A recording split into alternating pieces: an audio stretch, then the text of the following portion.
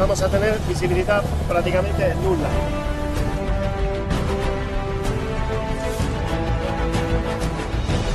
A lo mejor encontramos un cañón o más.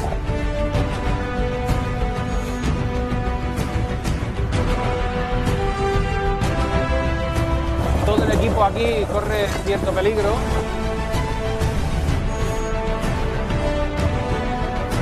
Me ha golpeado en la cara, me he hecho un pequeño corte. Tenemos un mar de fondo importante y sobre todo 16 millas de navegación.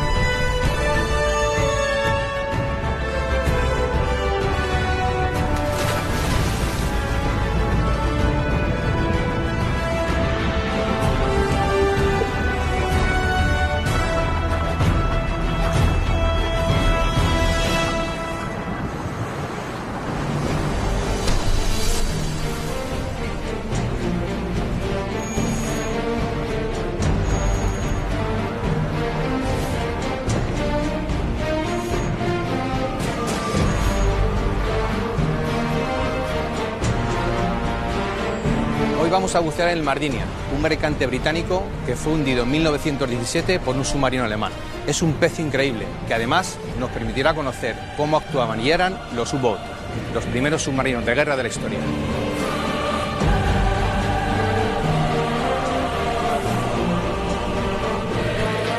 El Mardinian era un carguero británico a vapor de casi 100 metros de eslora y más de 3.000 toneladas de peso.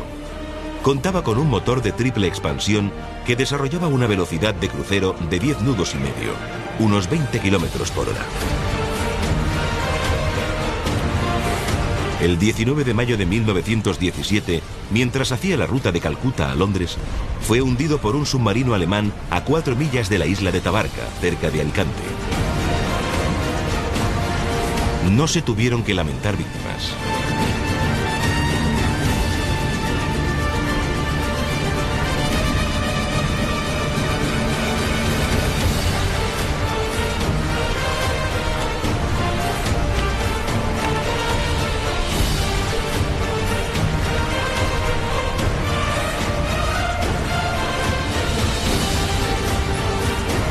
Tras unos días de trabajo perdidos por fuertes tormentas, el equipo de hundidos se lanza en busca del Mardinian.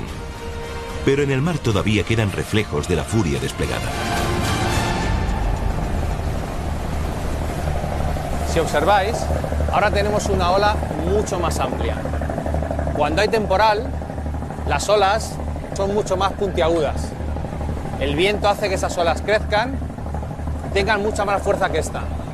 Esta ola mucho más plana, mucho más amplia, es debido a que el temporal ha caído, se va relajando el viento y queda este tipo de ola. Una ola mucho más larga y mucho más plana, pero incómoda para poder navegar e incluso incómoda para estar debajo del agua. Si tenemos una ola muy amplia, más o menos a 20-30 metros, podemos notar ese mar de fondo, que es como se llama la situación que tenemos ahora mismo. Al Eureka le espera un viaje incómodo, y la tripulación lo sabe. Tenemos un mar de fondo importante y sobre todo 16 millas de navegación.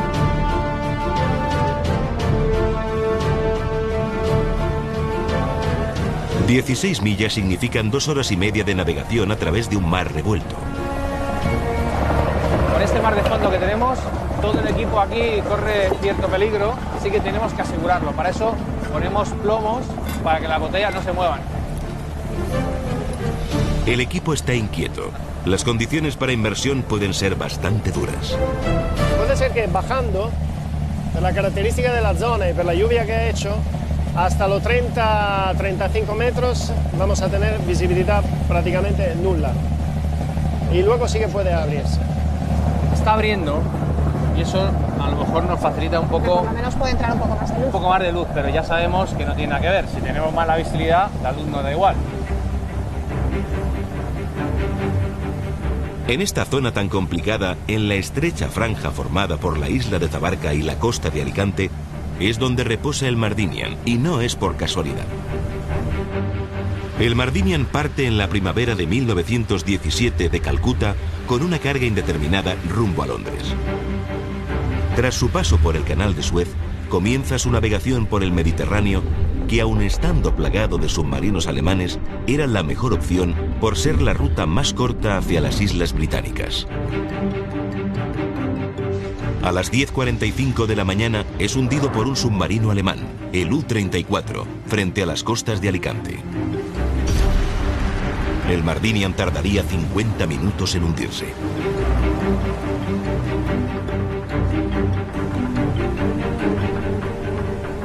A mi espalda está la isla de Tabarca, frente a la costa de Alicante. En esta franja, en la Primera Guerra Mundial, los submarinos alemanes hicieron un gran bloqueo a los países aliados para intentar asfixiar el comercio de los barcos mercantes que iban hacia las Islas Británicas. En esta zona aún quedan muchos barcos hundidos sin localizar. Para comprender bien este bloqueo y lo que supuso la labor de los submarinos en la Primera Guerra Mundial, Carlos visitó a Omar Inglese, un historiador que conoce bien los sucesos de esa época. ¿En qué consistía el bloqueo de los submarinos alemanes en la Primera Guerra Mundial?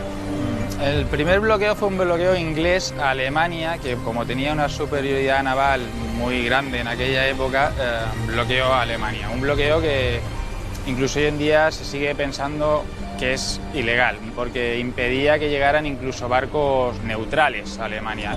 Alemania esto responde de la única manera que puede, que es haciendo un contrabloqueo. ¿Esto qué significa? Que la única manera que podían hacerlo era con submarinos, porque su flota era peor, y los que podían escapar a ese bloqueo eran los submarinos. ¿Realmente estos submarinos eran efectivos? ¿Cuántos barcos hundieron? Pues según las estimaciones del almirantazgo inglés, sobre unos 5.700. Hay que pensar que estas estimaciones se hacen con el registro de la Lloyds. La Lloyds no tiene en cuenta buques de menos de 100 toneladas. Probablemente hundieron muchísimos más. ¿Cuántos U-boats había? Activos se calcula que habría unos 60 normalmente. ¿Cuántos había aquí en la zona del Mediterráneo, más o menos? Aproximadamente unos 10. ¿Se puede considerar que el U-boat fue la primera arma de guerra submarina? Lo que los historiadores militares consideran un submarino, sí, probablemente fueran los U-boat porque ya tenían baterías eléctricas, combustible de gasoil, autonomía bajo el agua y demás características que para los historiadores y para la guerra hacen que se les pueda llamar lo que hoy entenderíamos por un submarino. ¿Realmente eran tan eficaces como decían? Para destruir el comercio eran lo más avanzado y lo más perfecto que tenían. Casi les hacen ganar la guerra.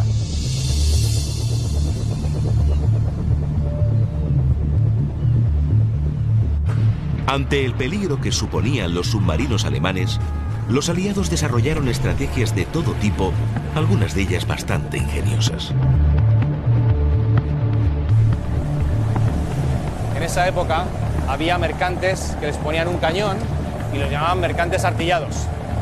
Pero había también otro tipo de buques que le llamaban buques Q. Estos buques eran más o menos barcos de guerra camuflados, hacían de mercantes, iban despacito para confundir a los submarinos con que eran cargueros o mercantes. Entonces, cuando el submarino se acercaba, descubrían todas sus armas y atacaban al submarino.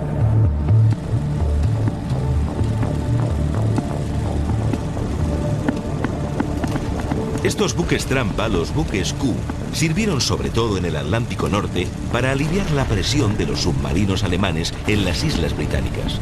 Pero es posible que alguno cruzara el Mediterráneo. No sabemos lo que es el Mardinian. Dicen que a lo mejor tiene un cañón en proa o en popa, que es lo que vamos a buscar. En esta primera inmersión vamos a ir hacia la parte de proa a buscar el cañón, pero también vamos a investigar si a lo mejor tiene algún tipo de parte oculta donde podían llevar más armamento, más cañones. ¿Y se puede entrar dentro del barco o no? Hay una parte donde podemos penetrar. Además, yo creo que va a ser interesante porque ahí quizá sí podemos determinar si era artillado o no, si había a lo mejor algún otro cañón más, porque quién sabe, a lo mejor encontramos un cañón o más. Los objetivos están claros, el equipo está motivado y el Eureka se acerca al pecio. ¿Cómo vamos, Charlie? Vamos bien. ¿Cuánto falta? Nada, muy poco. Mira, 2 millas y cuarto. 15 minutos. Como mucho, sí.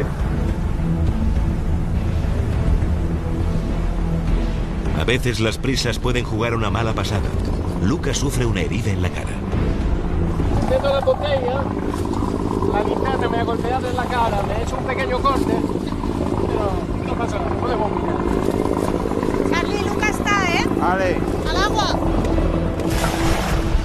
Nada puede parar las ganas del equipo por descubrir nuevos pecios. Vamos a ver qué es el Mardinian. Estoy, ¿eh? Venga, al agua. Los buzos se lanzan al agua. Su misión, determinar qué tipo de barco era el Mardinian y buscar el posible armamento con el que había sido artillado. Ya está. ¿Ya está?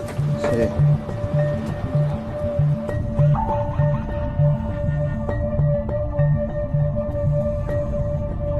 El equipo desciende siguiendo el cabo.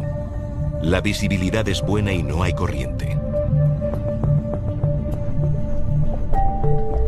No saben lo que les espera a 45 metros de profundidad.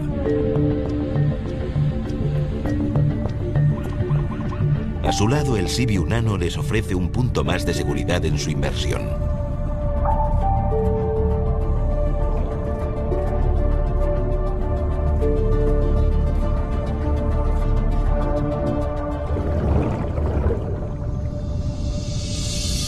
Al cabo de un par de minutos llegan a la cubierta del pecio.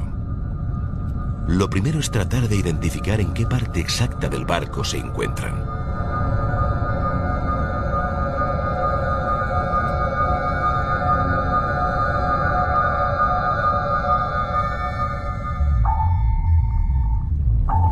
La visibilidad no es suficiente para ver el extremo del pecio, así que no saben en qué dirección está la popa o la proa.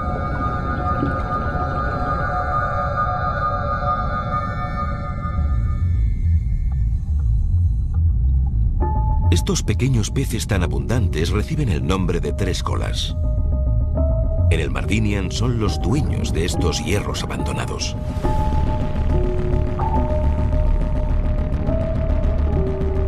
Los buzos avanzan siguiendo la borda. Aún no saben si es la de estribor o la de babor.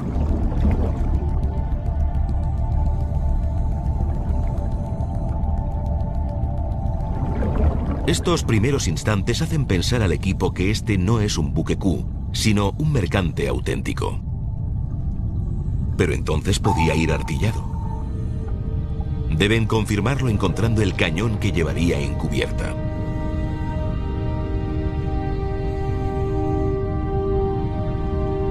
En su avance pasan junto a una escotilla que unía la bodega con la cubierta.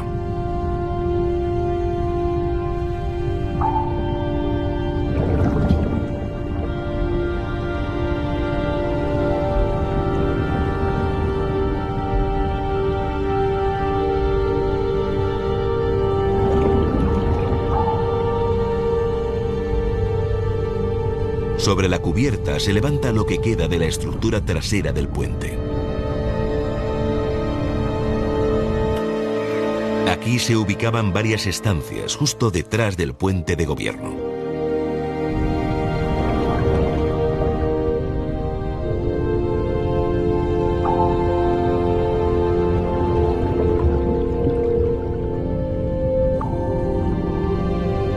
Los buzos ya tienen claro que están avanzando hacia la proa, siguiendo el lateral de babor.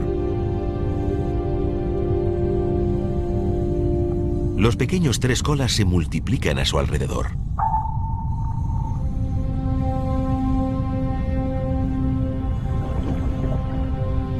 De pronto cruzan por el antiguo baño. El inodoro y la bañera se mantienen en muy buen estado. Es el vestigio más claro de la vida diaria a bordo.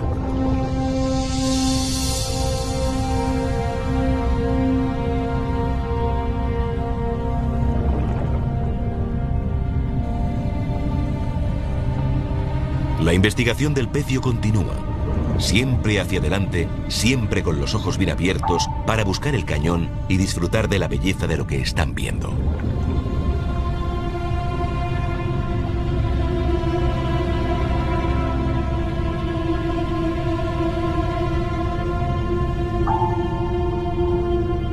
Las diferentes estructuras del barco se han colapsado unas sobre otras. De momento, ni rastro de cañones. Una vieja red de pesca permanece enredada en el pecio. Los pequeños peces tres colas esquivan a su enemiga sin demasiados problemas.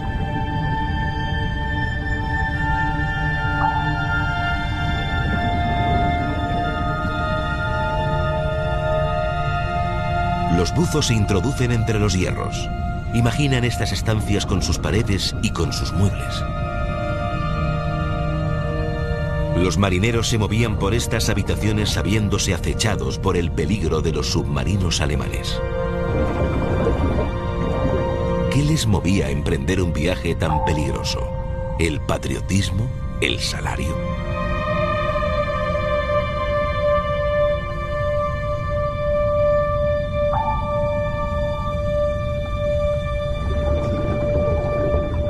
Durante la Primera Guerra Mundial, el mar fue un campo de batalla, como lo fueron las trincheras.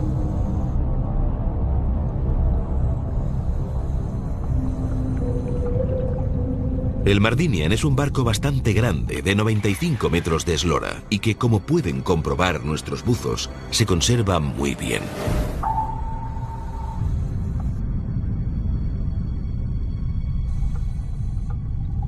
Después de un siglo, aún es posible identificar las barandillas y otros elementos.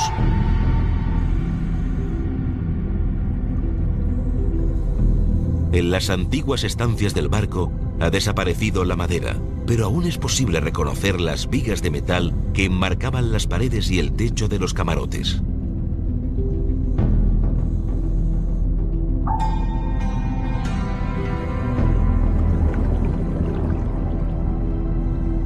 Carlos encuentra lo que queda de lo que pudo ser uno de los respiraderos de la cubierta. Apenas un conducto de medio metro de diámetro.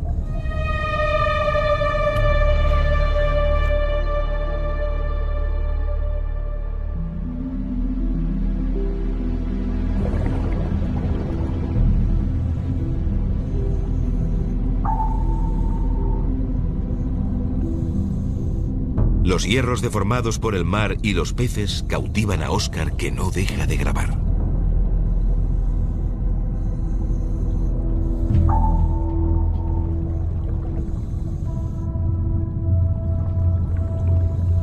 Después de 10 minutos de inmersión, el equipo llega a la proa. Este es el extremo delantero del barco.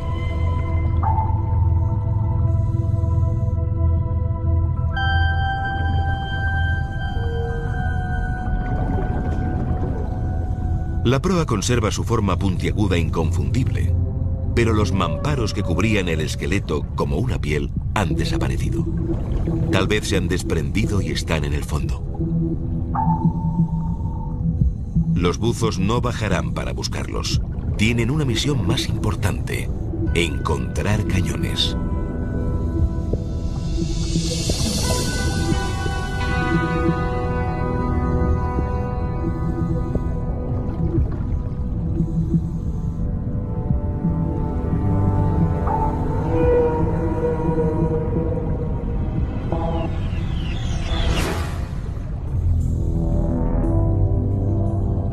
Desde este punto emprenden el regreso, cerciorándose de que no están esos cañones, ni a un lado ni al otro, en esta parte del barco.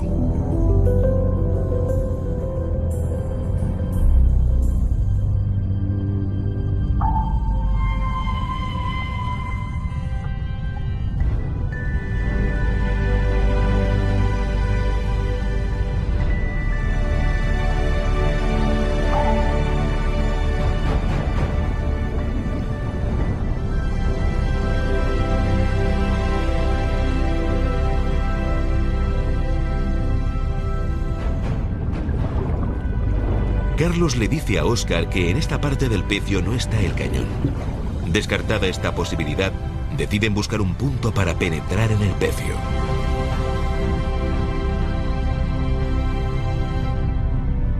La inmersión no puede durar más de 20 minutos en el fondo.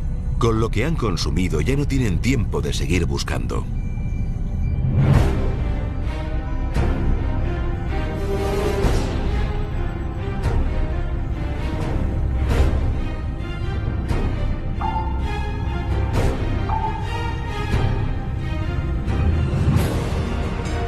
En la cubierta, junto a una de las bodegas, encuentran una maquinilla. Era el motor que permitía izar las cargas para introducirlas en las bodegas.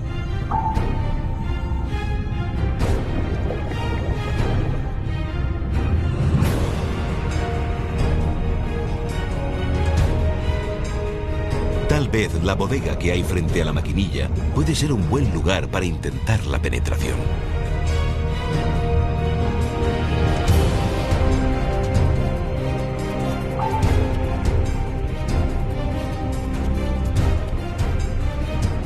Desde el interior del puente, Óscar observa a Carlos y a Luca mientras buscan un lugar seguro para llegar a las entrañas del pecio.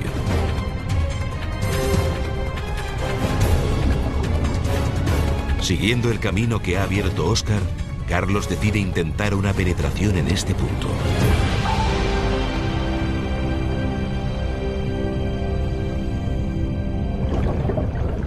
Esta gran circunferencia es la chimenea.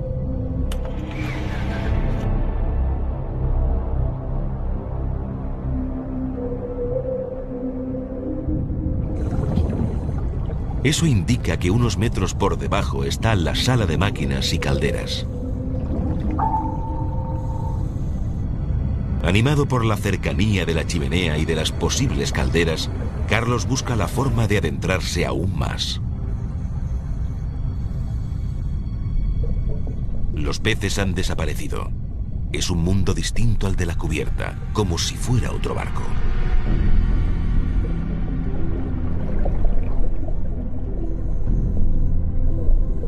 Los hierros se estrechan.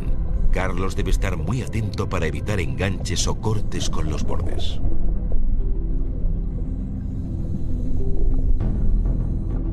Carlos indica a Óscar que le siga en otra dirección.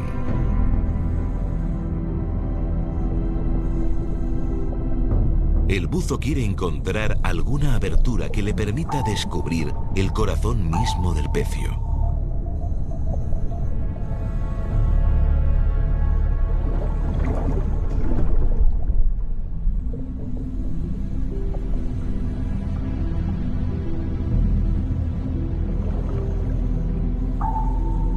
Tras recorrer todo el espacio que encuentran despejado, no les queda más remedio que salir a cubierta.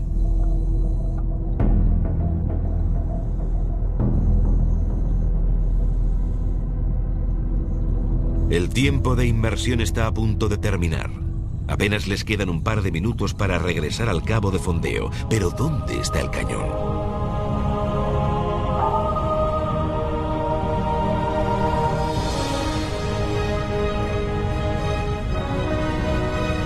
El cámara ha encontrado unos nuevos compañeros de inmersión y no parece dispuesto a abandonarlos.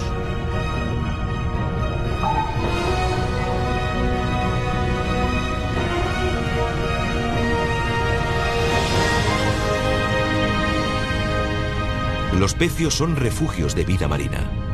Aquí los tres colas se han adueñado de las barandillas, de los camarotes, del puente y de cada rincón de la cubierta del Mardinian.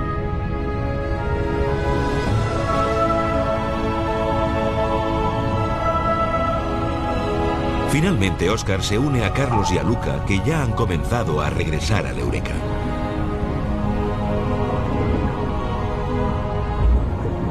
El equipo está aparentemente satisfecho.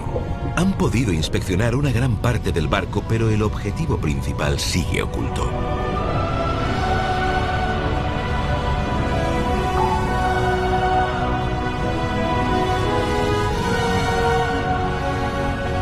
En la siguiente inmersión su objetivo será la popa.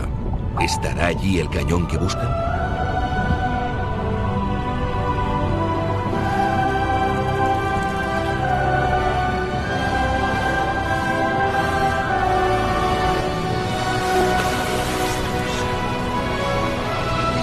Saliendo. Sale Óscar, sale Luca y sale Carlos.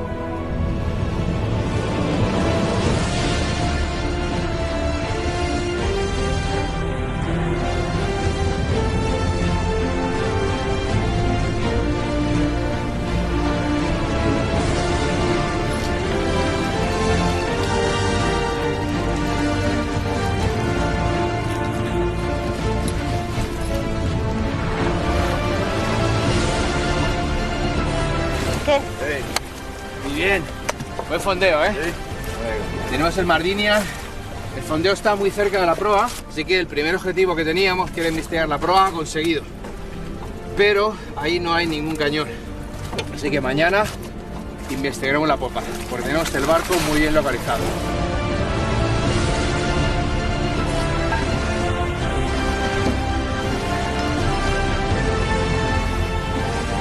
El Eureka vuelve a puerto para prepararse para una nueva expedición.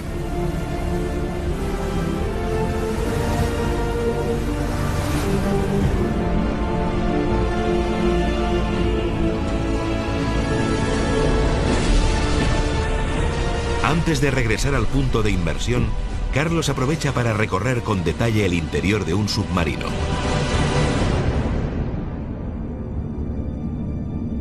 Estoy en el submarino español S-61, también llamado el Delfín, construido en los años 70.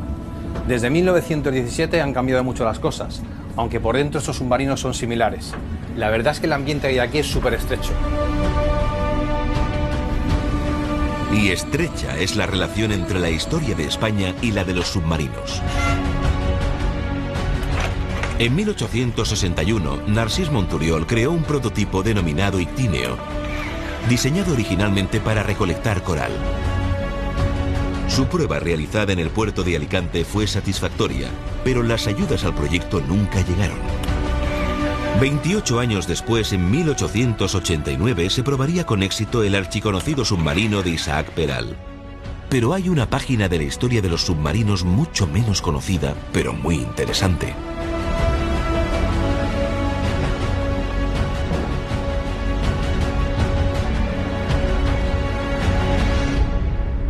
Siempre hemos oído que el submarino de Isaac Peral fue el primero que se construyó en España, pero realmente eso no fue así, ¿verdad? El de Peral fue el primer submarino realmente moderno y eficaz, con propulsión eléctrica para la inmersión, con tubos lanzatorpedos, con periscopios. Pero antes hubo otros intentos muy meritorios y muy ingeniosos. Y de los primeros que tenemos constancia es de un mecánico logroñés, Cosme García Sáez, que lo probó y lo probó con éxito por varias veces. En las profundidades del puerto de Alicante descansa un antecedente decimonónico del arma que tantos estragos causó en el mar durante la Primera Guerra Mundial. El invento del ingeniero riojano Cosme García, el Garcibuzo. ¿Cómo era el Garcibuzo? ¿Cómo era este submarino? Bueno, pues era un barco sorprendente en primer lugar porque el casco era de metal, en una época en que todavía los barcos solían ser de madera. Se anticipó muchísimo a otros proyectos porque, por ejemplo, tenía timoneros de profundidad para los movimientos verticales, para subir y bajar, otros que otros submarinos mucho más modernos han tardado mucho en tener. El problema era que dependía todavía de la propulsión humana, porque en la época la única propulsión mecánica posible era el vapor. Y claro, en un buque en inversión, las calderas, el humo, es prácticamente imposible. ¿Se llegó a construir el Garcibuzo y a probarlo? Sí, por supuesto, se construyó en la Maquinista Terrestre y Marítima, en la presa de Barcelona, y se llevó hasta Alicante. Lo probaron entre el inventor y su hijo. Bueno, un barco pequeñito relativamente, solo de 7 metros de largo. Tuvo unas pruebas oficiales y se conservan los testimonios del comandante del puerto, de ingenieros. El submarino funcionó perfectamente y estuvo más de 3/4 de hora sumergido sin ningún problema. Y ahí probablemente está que fue el primer submarino probado con éxito en España.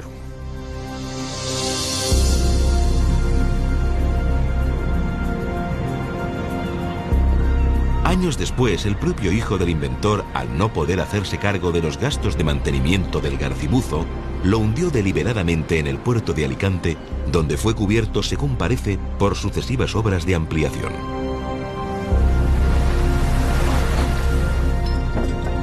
El Eureka se prepara para un nuevo intento de desvelar los secretos del Mardinian. El objetivo de hoy es hacer la popa, de la mitad del barco hacia la popa, aunque hay que centrarse más en la zona pura de la popa, que es donde en principio estaba el cañón. Si encontramos el cañón, que debería estar ahí, entonces tendremos claro que es un mercante artillado. Sería bueno buscar también municiones. Claro. Por eso la emoción también de esta segunda inmersión en el Mardinian. Investigar si realmente hay munición penetrando en la popa. El equipo está preocupado por los posibles problemas de visibilidad que puede presentar la zona donde está el pecio. La previsión del tiempo es incierta. Luca y Óscar, basados en su experiencia, aportan consejos útiles para el equipo en cuestiones de seguridad y grabación submarina. Con cuidado a una cosa, si hay menos visibilidad, tampoco se ven claramente redes y cosas que pueden representar un problema. ¿Vale? Recordamos, en caso problema, hacer señales verticales con la linterna. Vale. Óscar, más o menos cómo quieres que nos situemos para ir encima de las imágenes. Ir por encima de la cubierta, en el lateral que consideréis vosotros, por encima de la cubierta, Luca va hacia atrás y vas iluminando los pies al suelo, los pies de Carlos. Carlos, tú como ayer, con la linterna muy bien, iluminando por donde tú vas pasando y ya vamos a la popa directamente. Si encontramos el cañón, entonces ahí ya perderemos un poco en tiempo en coger diferentes planos para asegurarnos bien claro que es el cañón, que no esté rodeado de más amasijos de hierro que pueda confundir.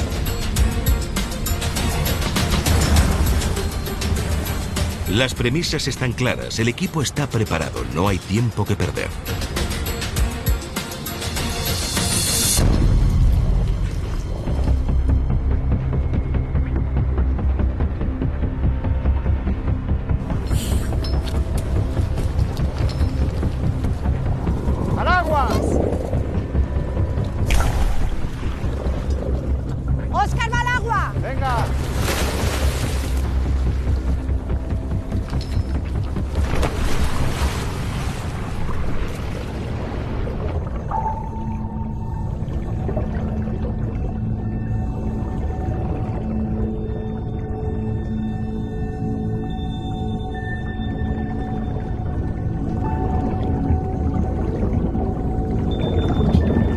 Esta nueva inmersión comienza con un pronóstico poco definido. La claridad del agua en superficie es aceptable.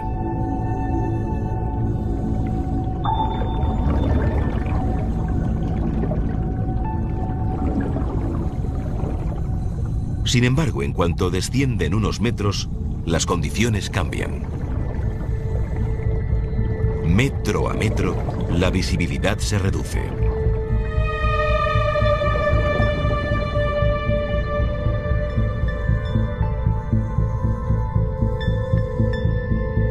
Seguir ese cabo con estas condiciones sin saber a dónde se dirigen requiere mucha experiencia y sangre fría.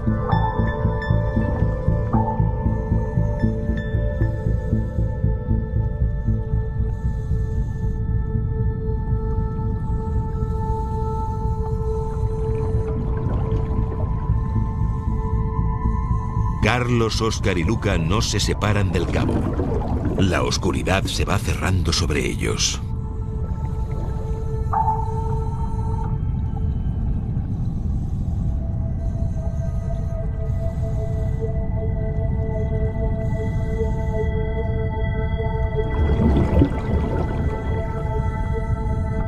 El cabo se clava en esa profundidad tenebrosa.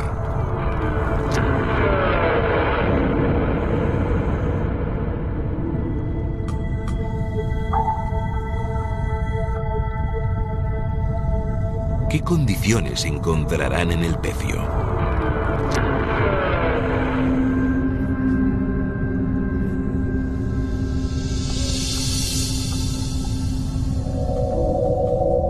Oscuridad. La visibilidad no supera el metro de distancia.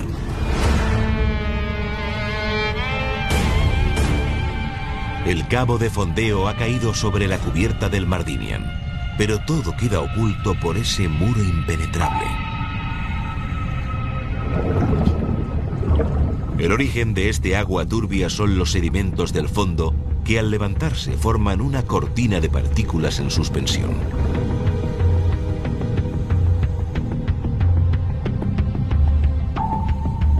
Esa pieza les es familiar. Ayer pasaron junto a ella.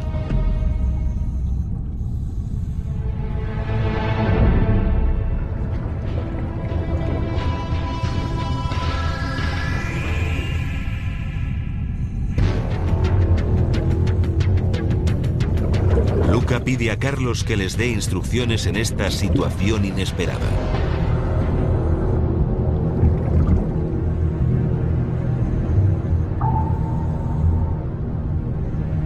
Es inútil. La visibilidad es igual vayan donde vayan.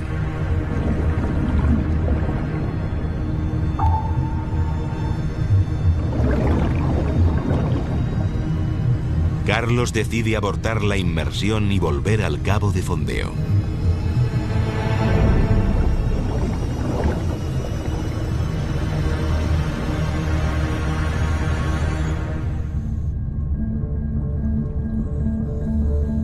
Los tres regresan al Eureka mucho antes de lo previsto.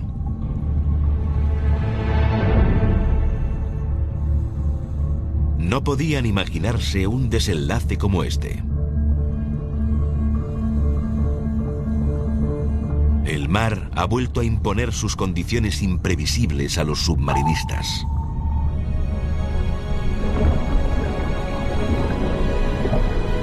Ahora toca replantear la estrategia.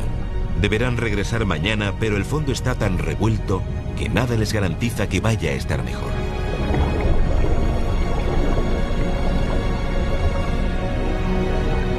Sin embargo, no pueden abandonar la zona sin haber intentado alcanzar su objetivo: localizar el cañón del Mardinian.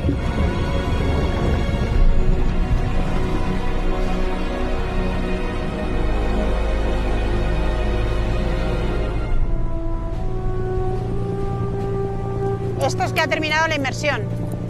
Ahora, ¿por qué? Es lo que no sabemos, porque han terminado casi 20 minutos antes. De momento, lo primero es dar las malas noticias al resto del equipo. Que no se ve nada. ¿Se ve? Nada. No se ve nada y habéis terminado la inmersión. De nada. Está el agua blanca, como si se buceara en leche. No se ve nada.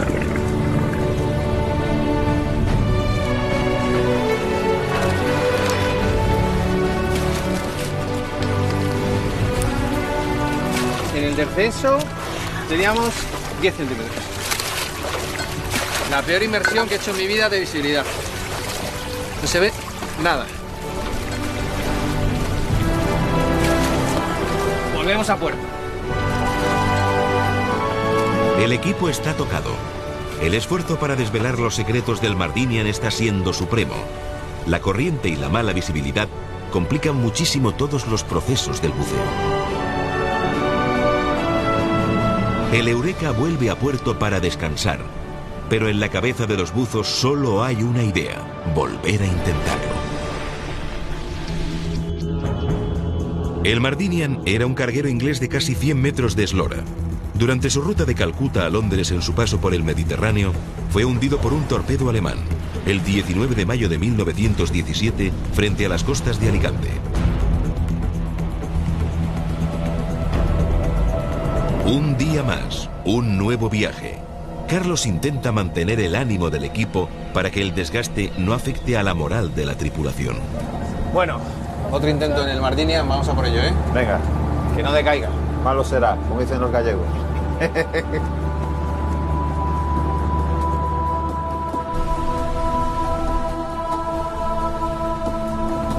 Aquí parece que pinta bien, pero Sí, pero todavía no se ve. el agua verde blanquecina va a marcar si tenemos un buen... Yo creo que inversión o estará no. un pelín mejor. Un pelín mejor. Pelín mejor, pero no creo que esté en buenas condiciones.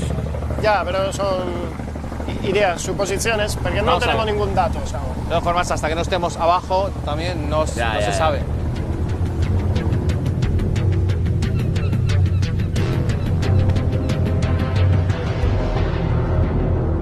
Un tercer asalto. Carlos y su equipo contra el Mardinian y las malas condiciones del mar.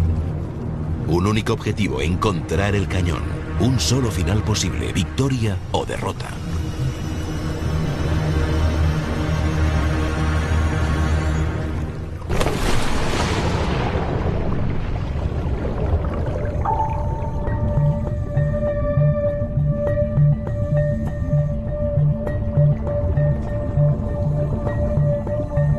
La visibilidad en superficie es mala, pero los buzos no pierden la esperanza. Quizás en el fondo mejore.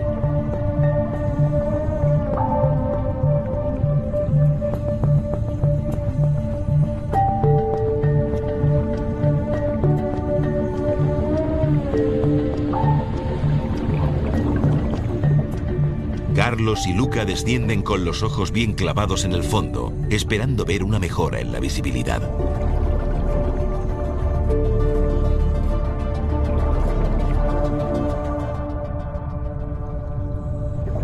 Lejos de mejorar las condiciones, empeoran. La oscuridad crece.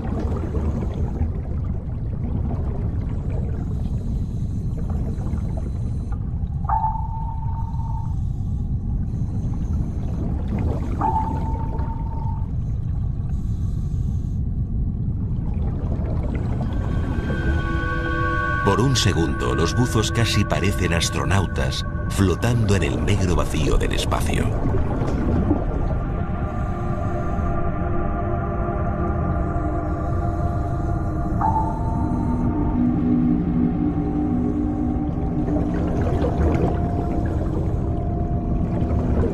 Finalmente, de la nada, surge el pecio. Sus vigilantes eternos, los peces, siguen montando guardia, pero la visibilidad está al límite de lo posible para una inmersión de búsqueda.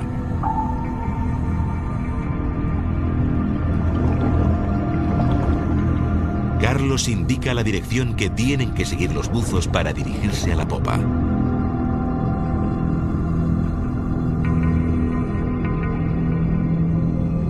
El perfil del pecio en estas condiciones es tétrico.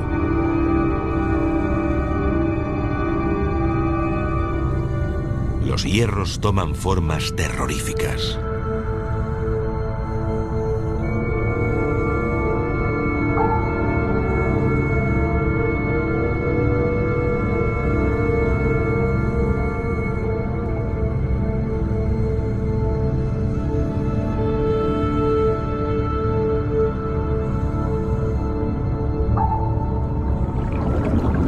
Las terribles condiciones del fondo confunden a nuestros buzos.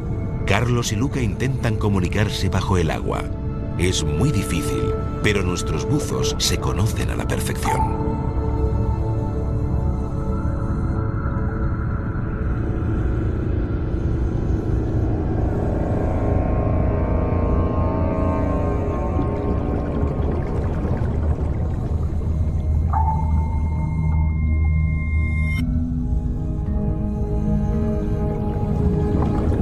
Una boca de aire asoma por la cubierta del pecio.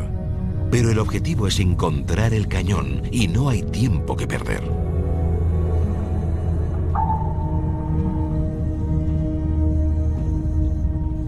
Un pequeño espía les observa.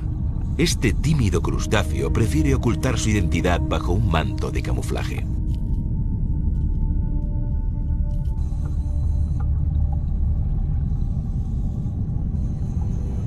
Otro detalle fascinante del pecio salta ante ellos.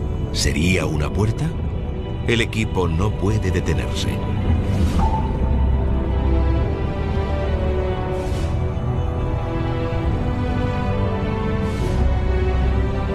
Decenas de figuras comienzan a brotar desde la superficie del pecio.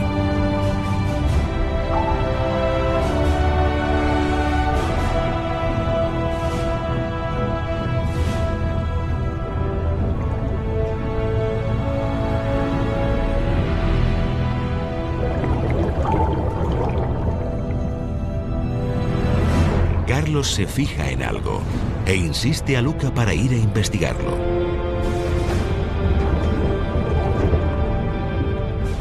Una figura misteriosa se encuentra atrapada en esta red de pesca. ¿Qué puede ser?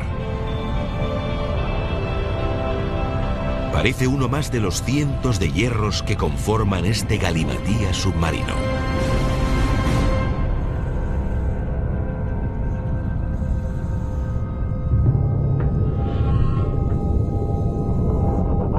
Por fin se aproximan a la popa. Está terriblemente colapsada.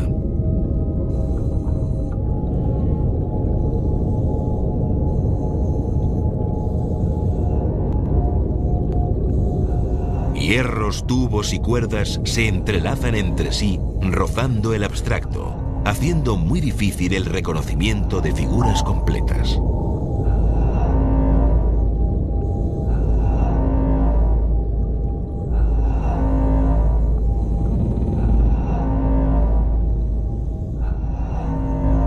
repente el equipo se fija en una figura que emerge entre el caos.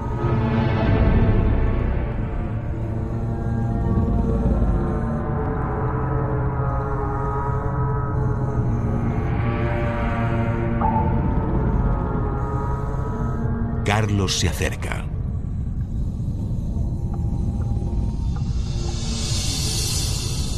Es el cañón, la prueba de que el Mardinian era un carguero artillado. Oscar recorre la envergadura de esta pieza de artillería de 70 milímetros que lleva aquí esperándoles más de 100 años.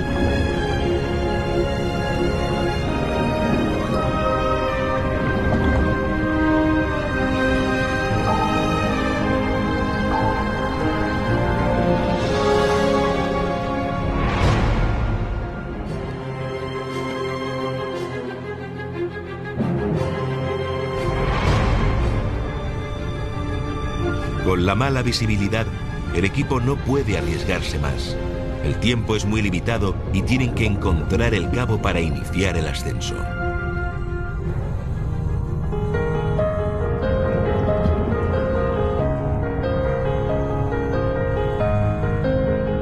El camino hacia el fondeo es casi como una vuelta de honor. Los buzos regresan vitoreados por la vida marina que rodea el Mardinian.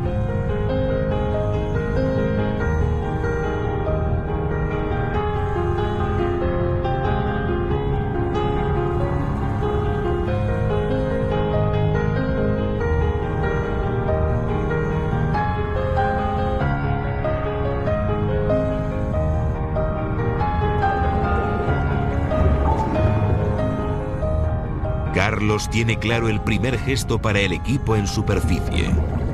Hay cañón. ¿Ha salido ya Oscar? Ahí está Carlos. ¡Bien!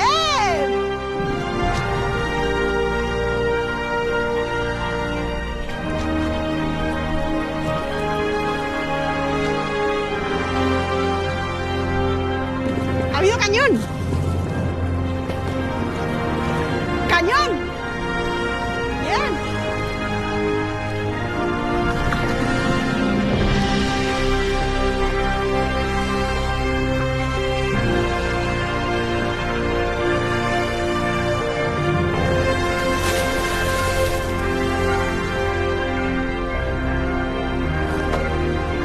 En los últimos minutos que teníamos de tiempo de fondo, en la popa que estaba totalmente colapsada y la visibilidad era súper mala, hemos encontrado el cañón. Estaba apuntando un poco hacia arriba y hemos conseguido el objetivo. Así que yo creo que podemos decir que el Mardinian era un mercante artillado porque hoy en la última inversión hemos encontrado el cañón.